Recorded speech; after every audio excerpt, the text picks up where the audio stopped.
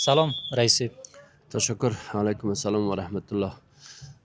به جواب سوال شما باید گفت که الحمدلله مسابقات ما نسبت به گذشته میاری و اصولی تر شده رفته.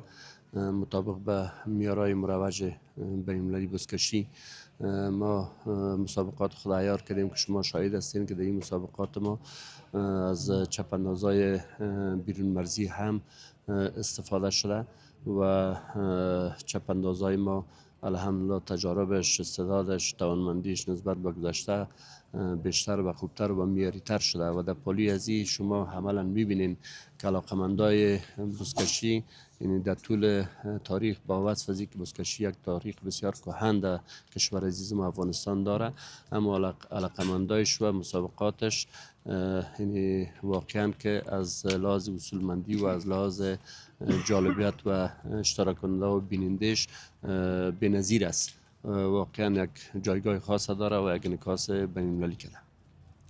بسیار خوب رئیس. فعلا هم به نظرم ریاست کمیته تکنیکی را در فدراسیون بزکشی بر عهده دارین. چگونه است وضعیت در مسابقات؟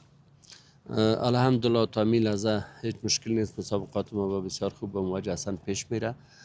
خوب بزکشی است. مسابقه معمولا اگر بگویم مسابقه به سطح جهان و به سطح بین‌المللی در رشته‌های مختلف که میشه هیچ مسابقه به کمی و کاستی به یک کشیدگی به سر نمیرسه، اما مسابقات بزکشی ما نسبت به گذشته بسیار معیاری‌تر و خوبتر و منظم به پیش میره. من امیدوار هستم که به زودترین فرصت بدون کدام مشکل در دور فاینال برسیم و هر چپانداز یا هر ولایتی که زحمت کشیدن، تکلیف کشیدن، نظر به توانمندی و استعدادشان در سیکوی قهرمانی برسند.